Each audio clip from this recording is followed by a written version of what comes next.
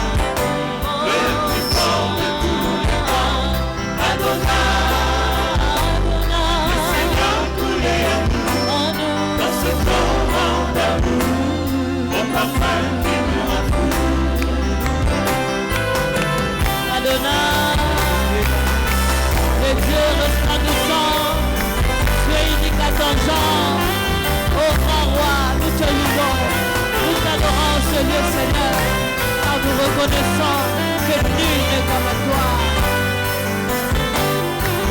Oh Adonai, Adonai, toi le maître de mon cœur, Adonai, c'est bien maître qui demeure, Adonai, sur ton nom je m'établis, Adonai, sous ta main je m'accomplis.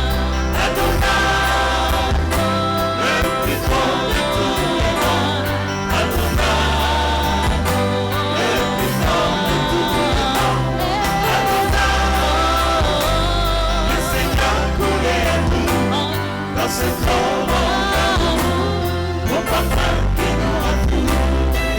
Nous élevons nos mains, nous élevons nos cœurs, nous élevons nos voix, Seigneur, pour t'élever, pour t'adorer, pour t'exalter, pour dire combien tu es grand. Nous voulons t'adorer, t'adorer.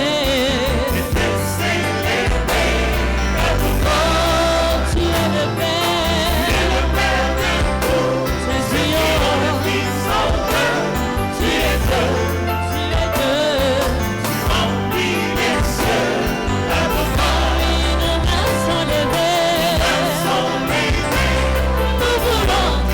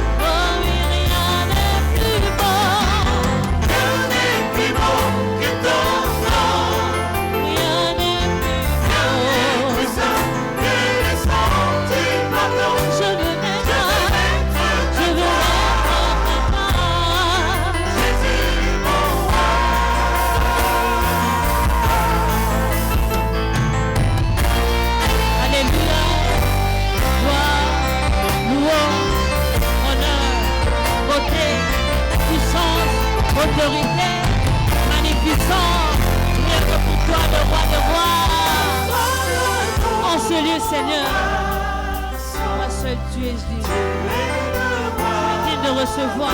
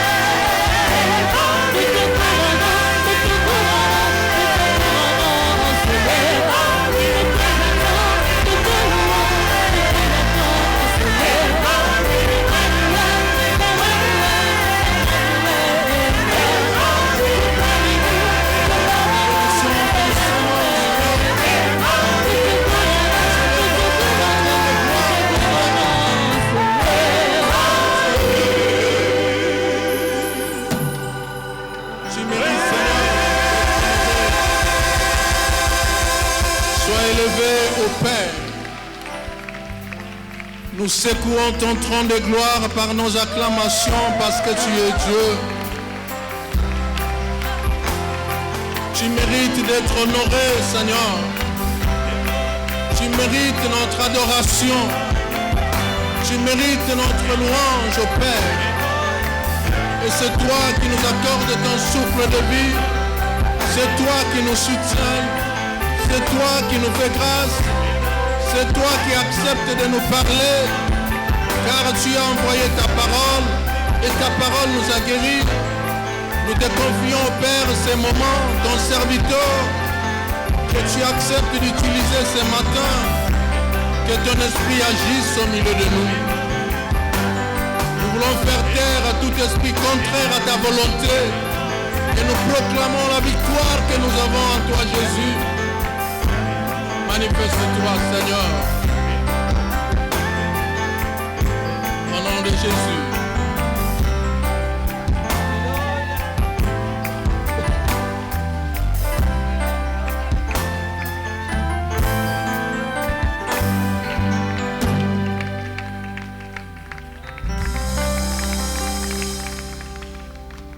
Amen. Amen. Est-ce que nous sommes dans la joie?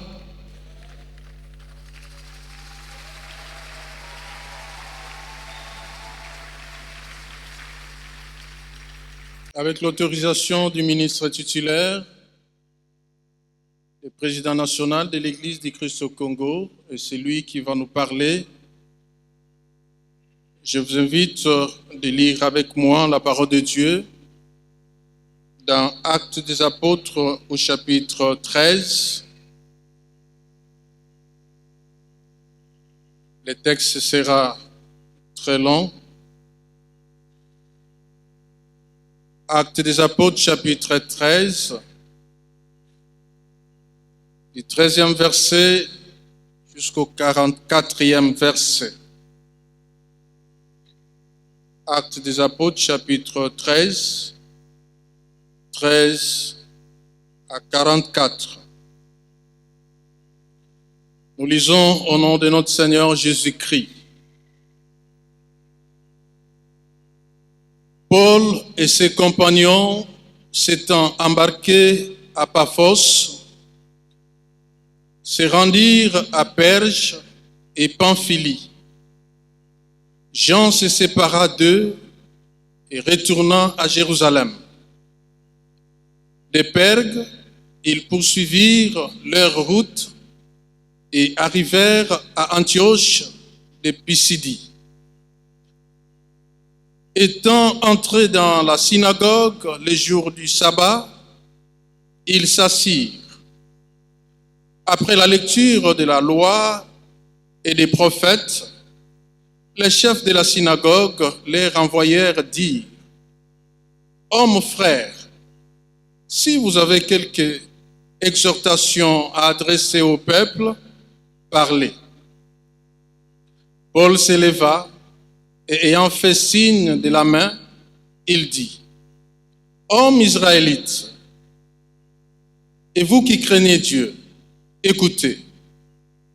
Le Dieu de ce peuple d'Israël a choisi nos pères.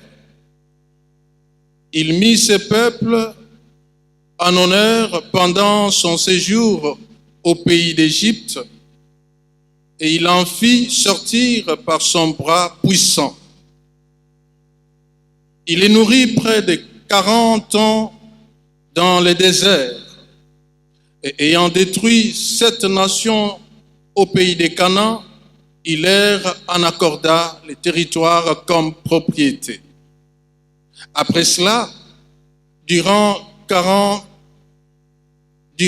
450 ans environ, il leur donna des juges jusqu'au prophète Samuel. Ils demandèrent alors un roi. Et Dieu leur donna pendant 40 ans Saül, fils de Kis, de la tribu de Benjamin. Puis, l'ayant rejeté, il leur suscita pour roi David, auquel il a rendu ce témoignage. J'ai trouvé David, fils d'Isaïe, homme selon mon cœur, qui accomplira toutes mes volontés. C'est de la postérité de David que Dieu, selon sa promesse, a suscité à Israël un sauveur qui est Jésus. Avant sa venue, Jean avait prêché les baptêmes de repentance à tout le peuple d'Israël. Et lorsque Jean achevait sa course, il disait: « Je ne suis pas celui que vous pensez, mais voici, après moi vient celui des pieds duquel je ne suis pas digne de délier les souliers. Hommes frères, fils de la race d'Abraham, et vous qui craignez Dieu, c'est à vous que cette parole de salut a été envoyée. Car les habitants de Jérusalem et leurs chefs ont méconnu Jésus et en les condamnant, ils ont accompli les paroles des prophètes qui se lisent chaque sabbat. Quoiqu'ils ne trouvassent en lui rien qui fût digne de mort, ils ont demandé à Pilate de le faire mourir. Et après qu'ils eurent accompli tout ce qui est écrit de lui, ils le descendirent de la croix et le déposèrent dans un sépulcre. Mais Dieu l'a ressuscité des morts. Il est apparu pendant plusieurs jours à ceux qui étaient montés avec lui de la Galilée à Jérusalem et qui sont maintenant ses témoins auprès du peuple. Et nous vous annonçons cette bonne nouvelle que la promesse faite à nos pères, Dieu l'a accompli pour nous, leurs enfants, en ressuscitant Jésus, selon ce qui est écrit dans les psaumes 2e. Tu es mon fils, je t'ai engendré aujourd'hui. Qu'il est ressuscité des morts, de telle sorte qu'il ne retournera pas à la corruption. C'est ce qu'il a déclaré en disant, « Je vous donnerai les grâces saintes promises à David, ces grâces qui sont assurées. » C'est pourquoi il dit encore ailleurs, « Tu ne permettras pas que ton sein voie la corruption. » Or, David, après avoir en son temps servi au dessein de Dieu, est mort, a été réuni à ses pères et a vu la corruption. Mais celui que Dieu a ressuscité n'a pas vu la corruption. Sachez donc, hommes frères, que c'est par lui que le pardon des péchés vous est annoncé. Et que quiconque croit est justifié par lui de toutes les choses dont vous ne pouviez être justifiés par la loi de Moïse. Ainsi, prenez garde qu'il ne vous arrive ce qui est dit dans les prophètes. Voyez, contempteurs, soyez étonnés et disparaissez, car je vais faire en vos jours une œuvre que vous ne croiriez pas si on vous la racontait.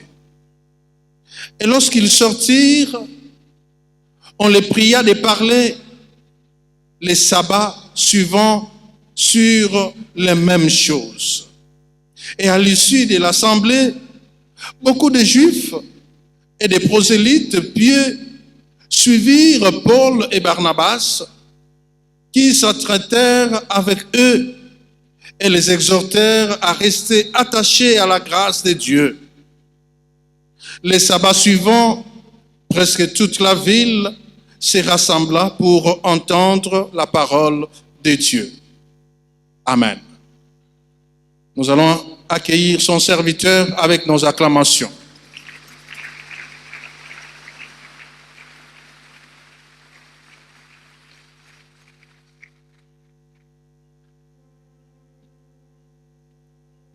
Bonjour. Bonjour mes bien-aimés dans le Seigneur. Une longue lecture. Et je crois que vous avez peur en croyant que la prédication sera aussi longue. Nenni. Je prendrai juste quelques minutes. Notre thème pour cette année, c'est le règne de Dieu. Le règne de Dieu, qui est le souhait, la prière de tout chrétien pour ce monde. Et quand nous prions notre Père, nous disons que ton règne vienne. Prions. Seigneur notre Dieu, ton peuple est prêt à écouter ta parole. Sanctifie-nous par cette parole qui est la vérité. Au nom de Jésus-Christ, notre Seigneur et Sauveur. Amen. Les dimanches passés, nous a rappelé notre thème de cette année, qui est le règne de Dieu. Mais le sous-thème était le règne de paix, le règne de Dieu et le règne de paix et d'unité.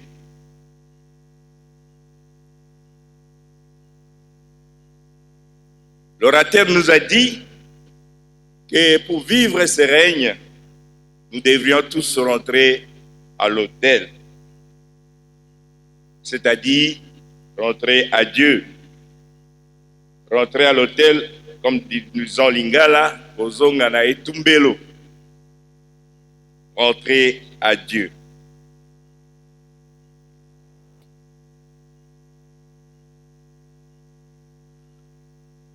Rentrer à Dieu pour que son règne vienne. Mais qui doit rentrer à Dieu?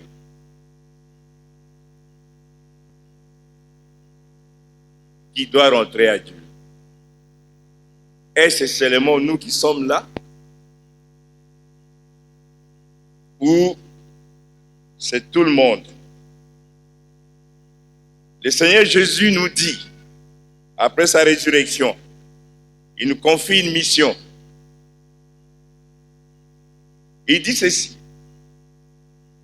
La Bible nous dit, dans Matthieu 28, verset 18 à 20, nous dit ceci.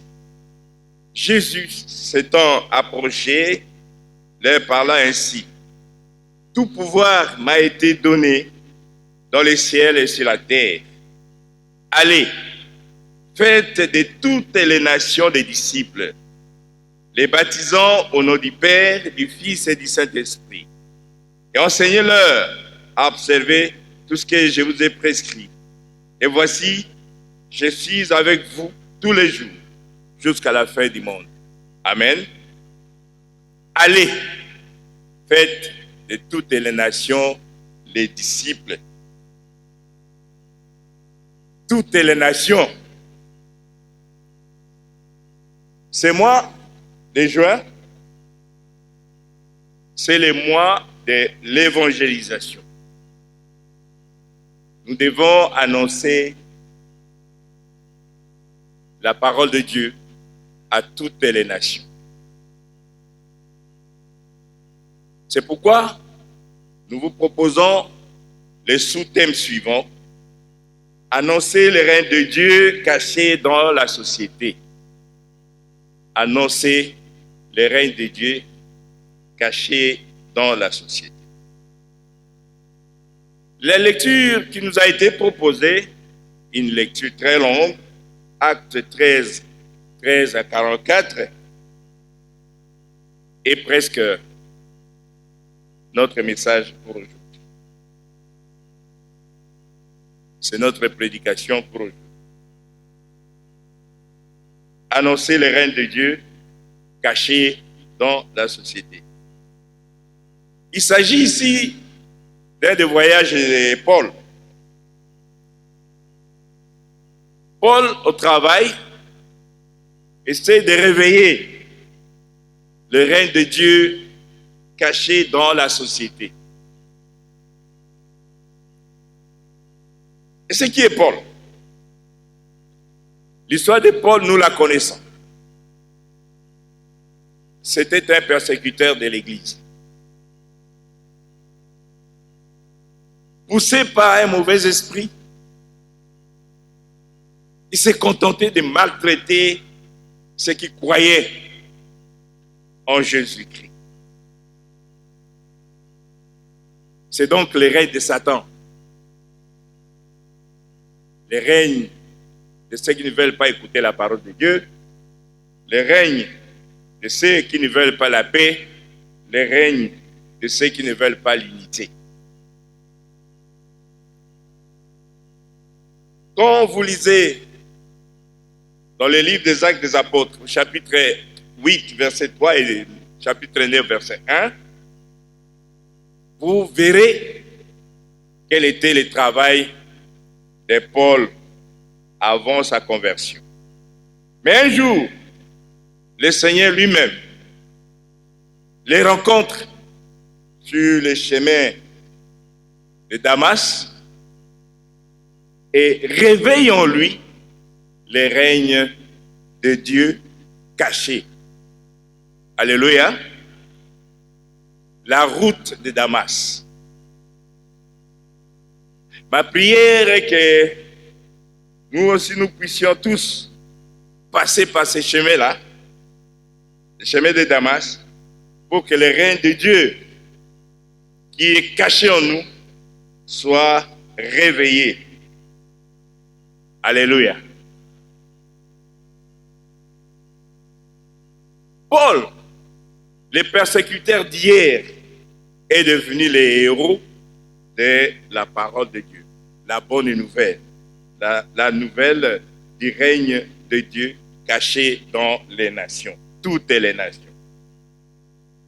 D'ailleurs, dans le Nouveau Testament, vous verrez que c'est Paul qui a beaucoup écrit. Il a écrit beaucoup de lettres pour réveiller le règne de Dieu caché dans la société.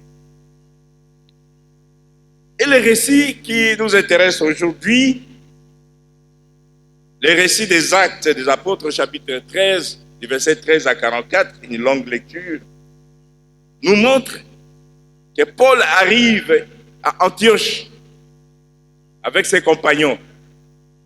Et le sabbat, si nous pouvons considérer le sabbat comme dimanche aujourd'hui, ce n'est pas la même chose, mais c'est le jour de repos. Ils entrent dans la synagogue. Et dans la synagogue, comme c'était l'habitude des Juifs, ils vont lire la loi et les prophètes. À la fin, ils demandent aux visiteurs de dire un mot, de commenter les textes qu'ils venaient de lire. Paul se réveille, il se met debout et il commence à parler. Il commence à raconter l'histoire d'Israël. C'est d'ailleurs une prédication pour lui. Les pères, Abraham, Isaac, Jacob et tout ça. Et il termine par Jésus. Il dit, cette histoire ne s'arrête pas avec les pères. Cette histoire s'arrête avec Jésus. Jésus que vous avez sacrifié. Vous avez tué. Mais il est mort. Mais il est aussi ressuscité des morts. Alléluia. Il ne s'est pas arrêté à la mort. Il est ressuscité pour que vous croyiez en lui et que vous ayez la vie éternelle. Amen. Paul prend le courage. C'est lui qui hier persécutait l'Église, il devient l'avocat de l'Église.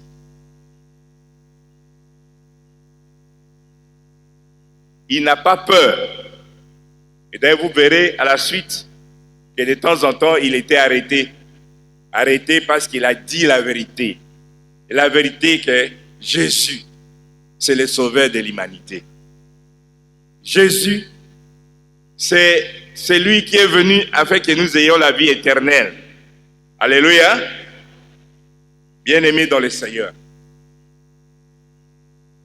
Paul a montré au peuple à Antioche que le salut ne se trouve qu'en Jésus. Et comme Jésus lui-même dit, allez, faites de toutes les nations des disciples, et il a ajouté, enseignez-les à vivre ce que moi je vous ai appris. Vivre ce que le Seigneur nous a appris, c'est vivre dans la vérité et dans la sincérité. Alléluia. Mais qu'est-ce qui s'est passé? Ce qui s'est passé, c'est que à la fin de sa prédication, les gens étaient tellement convaincus qu'ils l'ont approché pour dire, frère, revenez le sabbat prochain. Revenez s'il vous plaît pour enseigner la parole de Dieu. Alléluia. Et ils n'étaient pas partis. Ils sont revenus le sabbat prochain. Curieusement, ce que nous lisons, c'est que ce sabbat-là,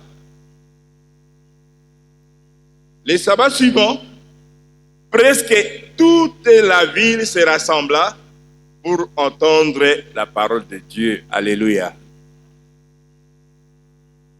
Au départ, c'était un petit groupe. Ils ont écouté la parole de Dieu, de la bouche de Paul, qui n'a pas peur de dire la vérité, quoi qu'il en coûte.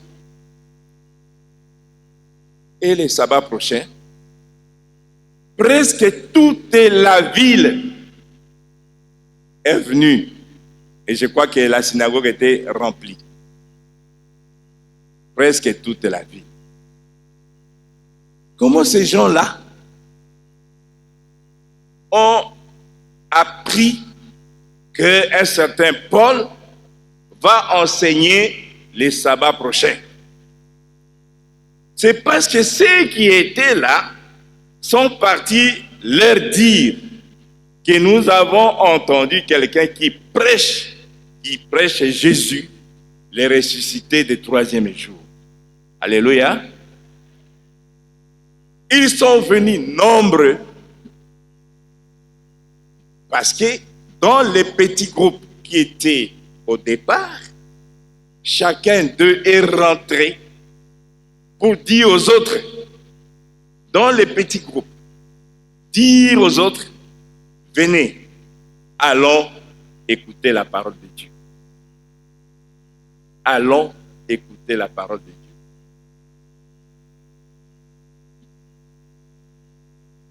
Ce texte nous envoie, nous aussi, à appeler les autres pour qu'ils viennent écouter la parole de Dieu.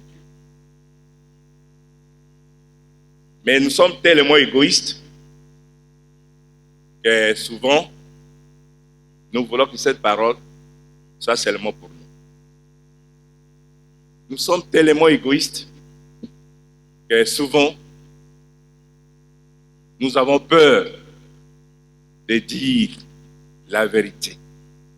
Quand je dirai la vérité, soit je vais perdre mon poste, soit on va me haïr, soit. Mais ces gens ici n'ont pas eu peur. Ils sont allés dire aux autres, allons. Allons pour que vous aussi, vous puissiez écouter la parole de Dieu. Allons pour que le monde soit transformé. Allons pour que Jésus soit le roi des rois. Allons pour que le règne de Dieu vienne, le règne de paix et d'unité. Bien-aimés dans le Seigneur, souvent nous sommes des défaitistes.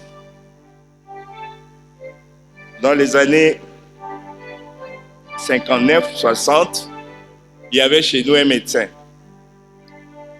Et lorsqu'il voit qu'on lui amène un cas pour lequel il n'a pas de solution, il dit, Naoyo Makambozali Minene. Il s'appelait docteur Laneza. C'est un Espagnol. Naoyo Makambozali Minene. Naoyo akobikate. Naoyo akosisa kisi na munganga pamba. Naoyo akozonga mboka. Défaitisme. Nous avons peur. Et nous vivons dans le défaitisme. Bien-aimés dans le Seigneur. La parole de Dieu doit être prêchée. Et prêchée à tout le monde. Sans distinction des races, des classes. Ou de tout ce que vous voulez. Allons prêcher la bonne nouvelle du salut.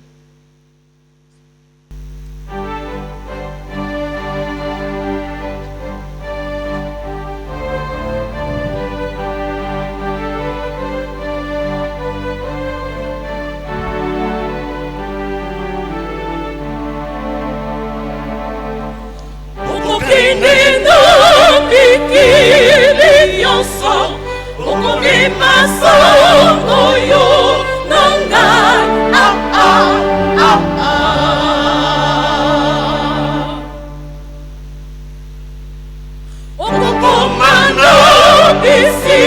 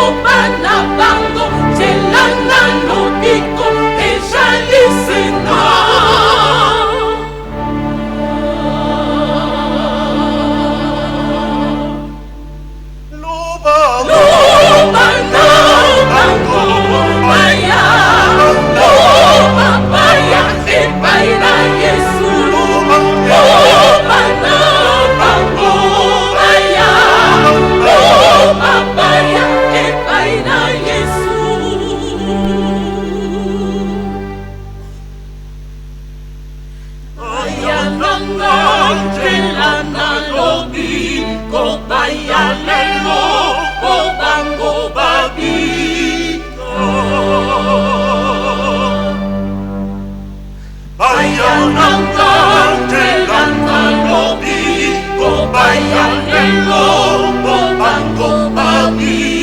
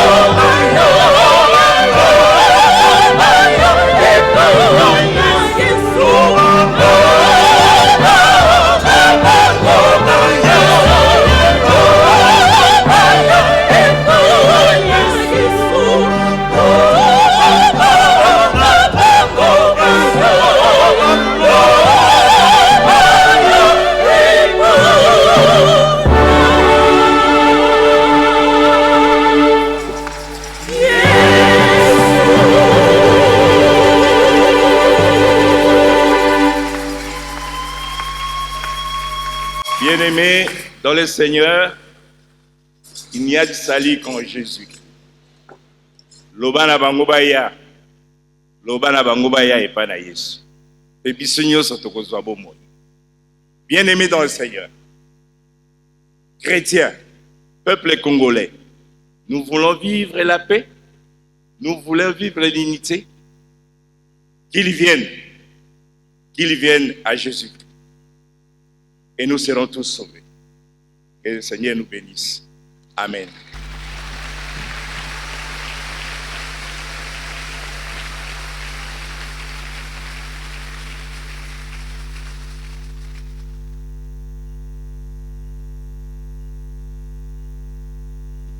Nous allons tenir debout pour chanter ces cantiques.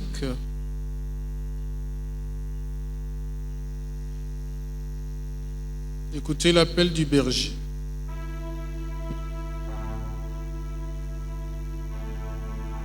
La cabine va projeter. Et de la foi 346. Gloire à l'Éternel 136.